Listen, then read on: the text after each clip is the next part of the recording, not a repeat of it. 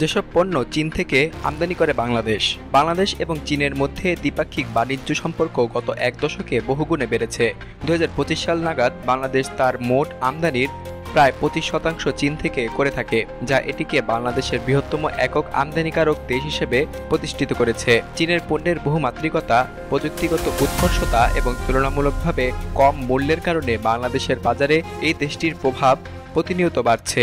আজকের এই প্রতিবেদনে আমরা জানব এমনই কিছু পণ্যের কথা যেগুলো বাংলাদেশ চীন থেকে আমদানি করে থাকে। প্রথমে রয়েছে ভারী মেশিনারি এবং শিল্প যন্ত্রপাতি। বাংলাদেশের দ্রুত বর্ধনশীল শিল্প খাত, বিশেষ করে তৈরি পোশাক, চামড়া, খাদ্য প্রক্রিয়াজাতকরণ, প্যাকেজিং এবং নির্মাণ খাতে ব্যবহৃত মেশিনারির বড় একটি অংশই চীন থেকে আমদানি করা হয়। চীনা যন্ত্রপাতির সবথেকে বড় সুবিধা হলো সাশ্রয়ী মূল্য, সহজলভ্যতা এবং নতুন প্রযুক্তির দ্রুত আপডেট। উদাহরণস্বরূপ একটি গার্মেন্টস কারখানায় ব্যবহৃত সেলাই machine, fabric cutting machine, finishing এবং প্যাকেজিং লাইন এসবই চীন থেকে আমদানিকৃত।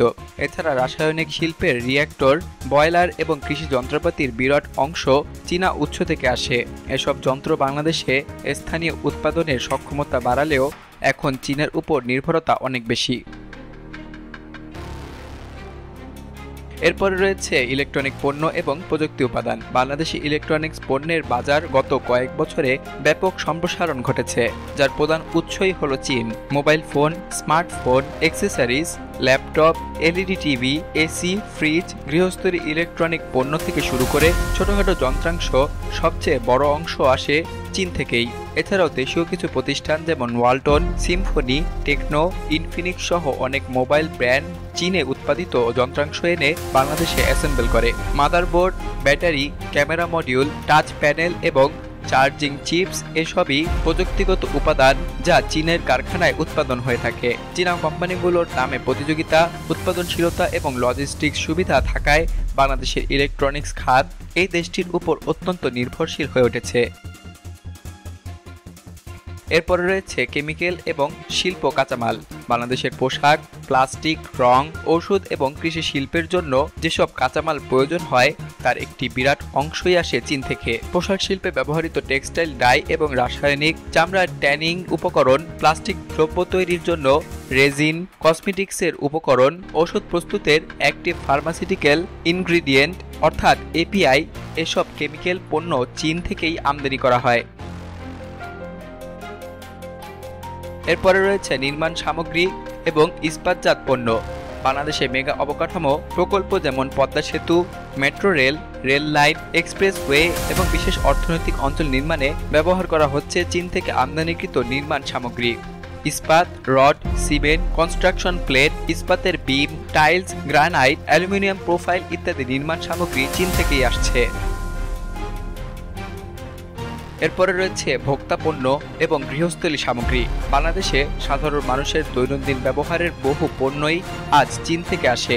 এর মধ্যে রয়েছে স্টিল এবং প্লাস্টিক রান্নার পাত্র, বালতি, বক্স, টেবিল ফ্যান, ছাতা, চশমা, খেলনা, মেয়েদের beauty product, hair clip, makeup item, toothbrush, shaver, bag, জুতা, মোজা ইত্যাদি। এসব পণ্যের বিশেষ বৈশিষ্ট্য হলো সাশ্রয়ী দাম এবং আকর্ষণীয় ডিজাইন। চট্টগ্রামের রিয়াজ উদ্দিন বাজার কিংবা রাজশাহীর সাহেব বাজার সব জায়গাতেই চীনা ভোক্তা পণ্যের উপস্থিতি চোখে পড়ে। বাস্তবে বাজার নিয়ন্ত্রণ করছে চীনা উৎপাদন। চীন থেকে বাংলাদেশ যে 5টি পণ্য অথবা পণ্য শ্রেণী আমদানি করে তা দেশের অর্থনীতি, শিল্পায়ন এবং জনগণের জীবনমাত্রার উপর সরাসরি প্রভাব ফেলে। মেশিনারি, ইলেকট্রনিক্স, কেমিক্যাল, নির্মাণ সামগ্রী এবং ভোক্তা পণ্য এই 5টি খাত একত্রে বাংলাদেশের আমদানি নির্ভরতার বড় অংশ জুড়ে রয়েছে।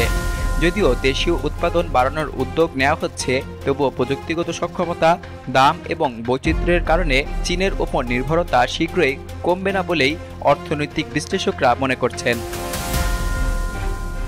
সঠিক নীতি এবং আমদানি বৈচিত্র্যকরণ নীতির মাধ্যমে বাংলাদেশ ভবিষ্যতে এই নির্ভরতা হ্রাস করতে পারবে। তবে আপাতত চীন থেকেই আসে বাংলাদেশের শিল্প এবং অর্থনীতির বহু অক্সিজেন।